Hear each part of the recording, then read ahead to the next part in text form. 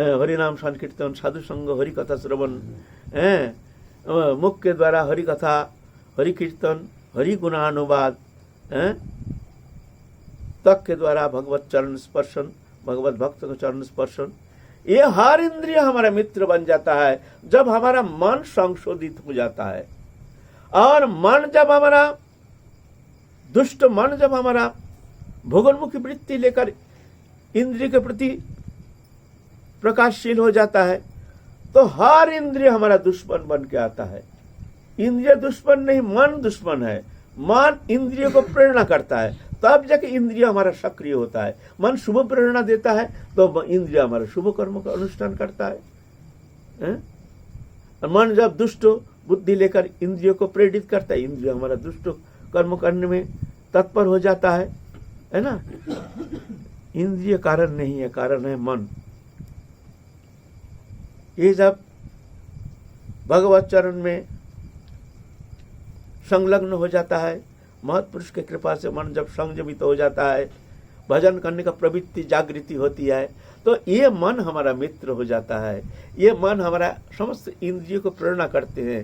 सब हर इंद्रिय हमारा भगवत उन्मुखी हो जाता है, सब इंद्रिय हमारा मित्र बन जाता है। और यही इंद्रिय सबसे बड़ा दुश्मन बन जाता है मन जब हमारा संयमित तो नहीं रहता है।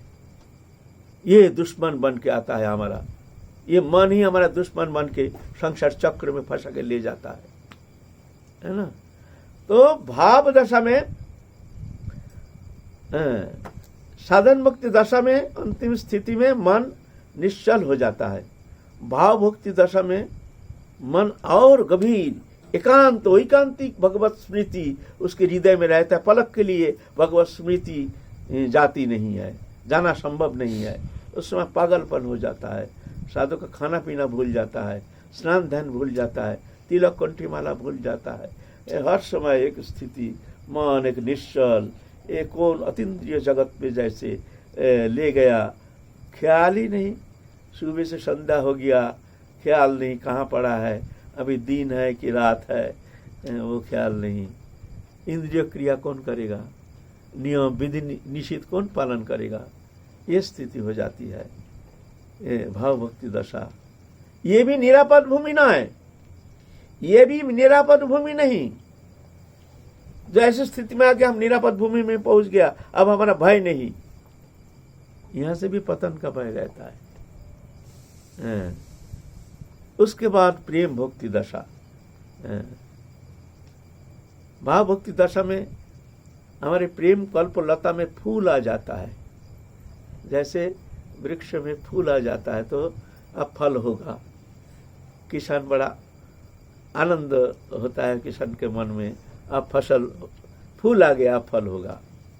ऐसे ही साधन भक्ति दशा, भाव भक्ति दशा में उसमें फूल गिर गया, फल आ गया उसमें, लेकिन कच्चा है, अब मीठा नहीं, उसको तोड़ के खाने से मीठा नहीं लगेगा।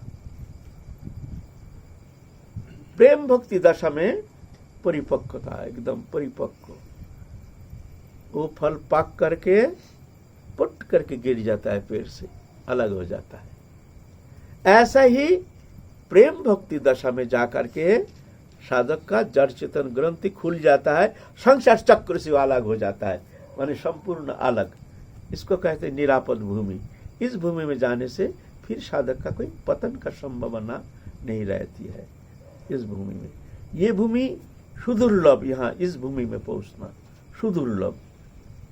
ये प्रेम दशा में, प्रेम उपासना जो करने के लिए आए हैं ब्रज में, प्रेम प्राप्ति ही जीवन का उद्देश्य, राधा कृष्ण जुगल प्रेम, राधा दास्य प्राप्ति के लिए जिनके साधन चेष्टा, उनके लिए ये साधन पद्धति, ये प्रेम प्राप्ति, उसके बाद साक्षात दर्शन होता है।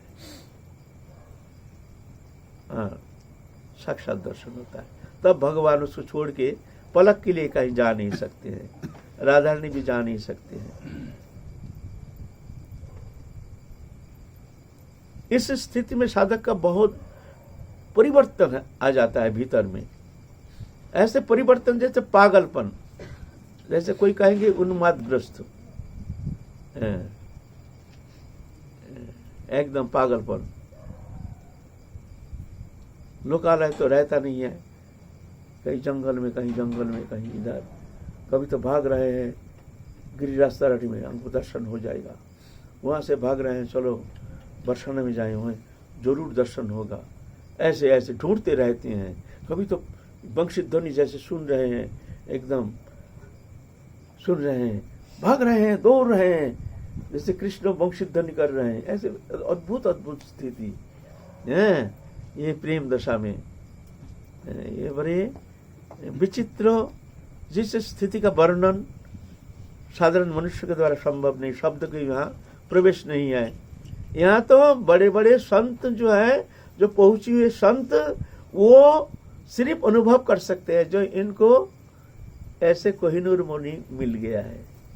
साधारण मनुष्य सोचेंगे पागल है, दिमाग खराब हो गया। कोई कहते हैं तो इसको कोई किसी ने खिला दिया कुछ, जिससे इसका माथा खराब हो गया। पहले को भजन करता था, अब भाई भजन करता नहीं है। अब पहले तिलक टिलक करता था, आश्रम में बैठता था, अभी को तिलक करता नहीं है, स्नान ध्यान करता नहीं है, अरे एकादशी भी करता नहीं है। बात ऐसा नहीं है। क्या होता है, वो जानता ही नहीं है कब एकादशी आया, कब एकादशी गया, आज कौन तिथि है, कौन बार है, वो जानता ही नहीं। माने मन ऐसे निश्चल हो जाता है राधा कृष्ण जुगल प्रेम में, एक प्रेम सिंधु में इस तरह से निमग्न हो जाता है, जो समस्त दुनिया के समस्त विधि निषेध सब कुछ उनके हृदय से संपूर्ण रूप से लुप्त हो जाता है। वो एक अतीन्द्रिय जगत में वो विचरण करता रहता है।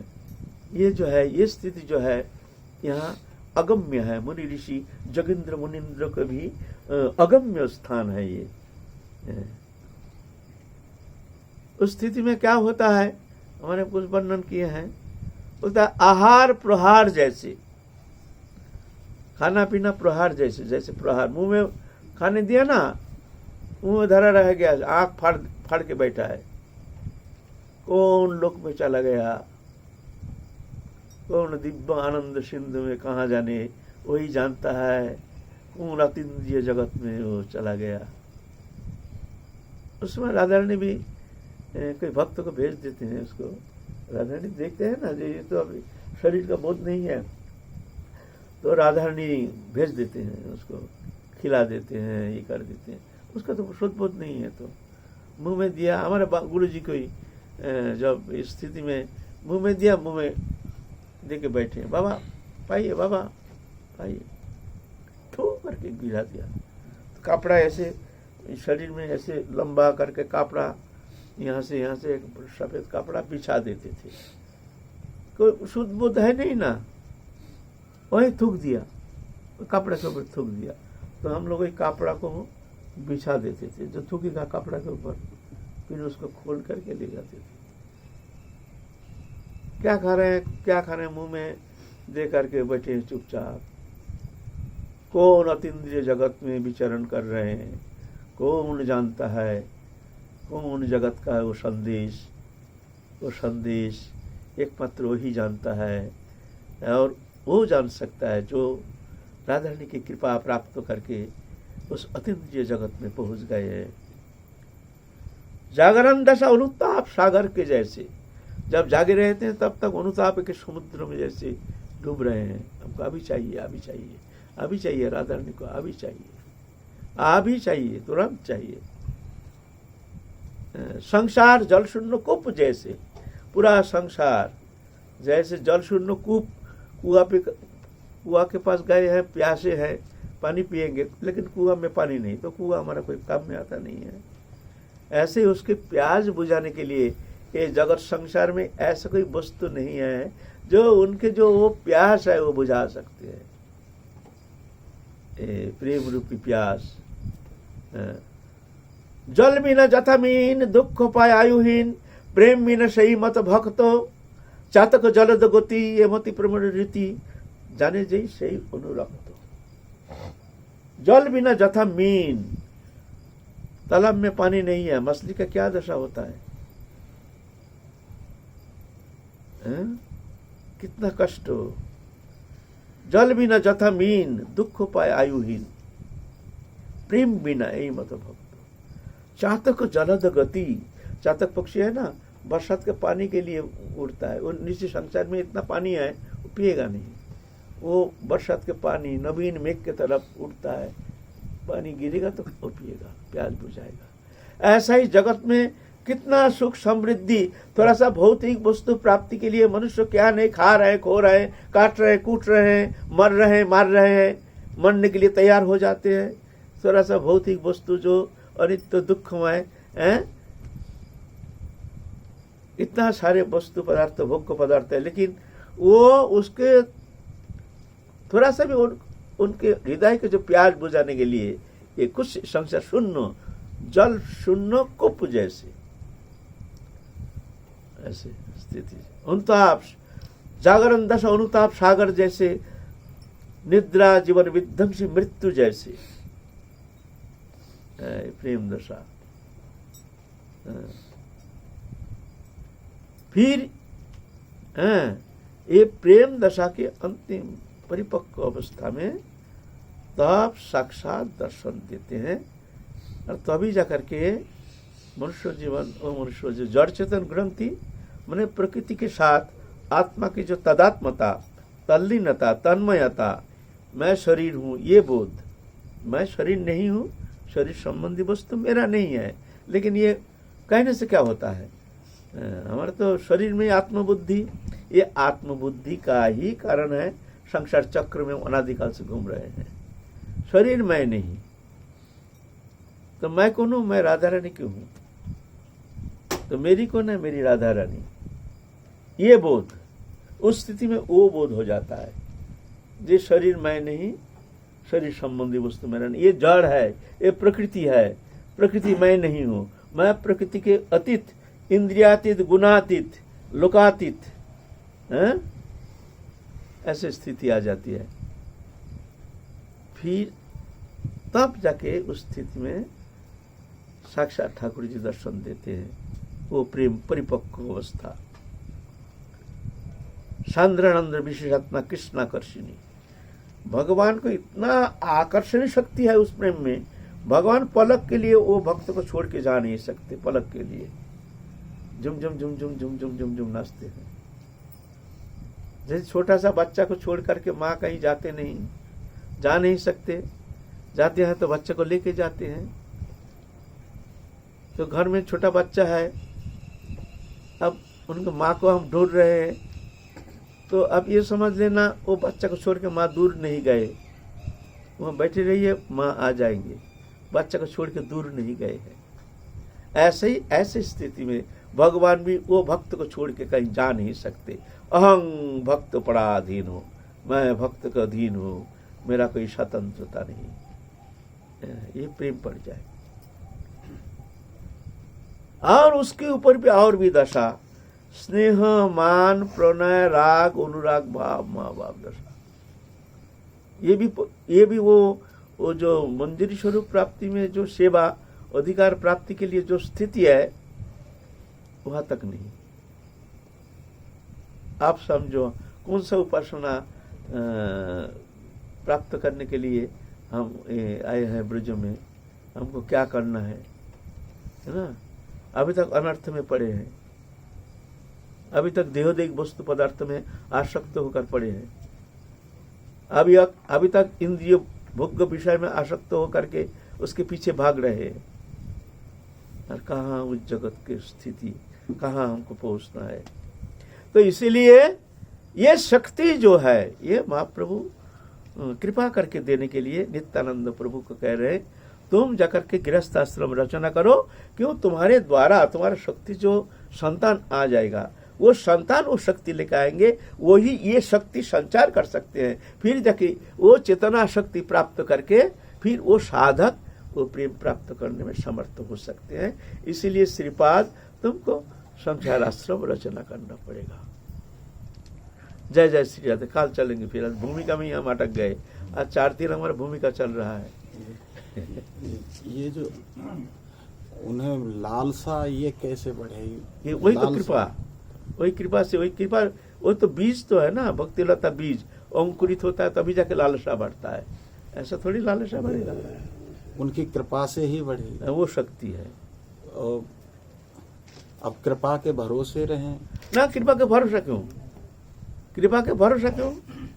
साधन से साधन बिना साध्य वस्तु को वो नहीं पाए, कृपा करी कहो राय पावार उपाय। साधन बिना साध्य वस्तु मिलता नहीं है। साधक का तीव्र साधन चेष्टा, जैसे बच्चा माँ के गोदी में चढ़ करके स्तनपान करना चाहता है बच्चा, लेकिन वो तो माँ की गोदी में चढ़ नहीं सकता है, तो क्या करते, रोते हैं, बड़ा जम के रोता है। तो माँ सब काम छोड़ करके बच्चे को उठा लेते हैं, फिर जाके स्तनदान करते हैं ना। ऐसा ही वो साधन चेष्टा, बच्चा नहीं रोएगा, माँ देखते हैं बच्चा हमारा खेल रहा है तो माँ तो अपना काम में लिप्त है, चलो है? ऐसा ही तो साधन चेष्टा तुम छोड़ दिया, कृपा शक्ति भी रह गई, वो कृपा शक्ति भी आएगी नहीं, उतार के आएगी नहीं। तीव्र साधन चेष्टा हो चाहे ना हो, हमको एक पल एक क्षण बीता जाने नहीं देना है, किसी भी कीमत पर हम समय को छोड़ेंगे नहीं, साधन चेष्टा छोड़ेंगे नहीं। ऐसे तीव्रता आनी चाहिए, ऐसा नहीं कब कृपा होगी। हमारे गुरुजी कहते थे जो तुम्हारे बाप दादा तुम्हारे लिए कोई एक पैसा भी रख के नहीं गया, कोई घर मकान दुकान कुछ रख के नहीं गया, मर गया है, तो तुम क्या करोगे? पेट में तकिया लगा करके मरोगे भूखे? क्या करोगे तुम? बोलो ना।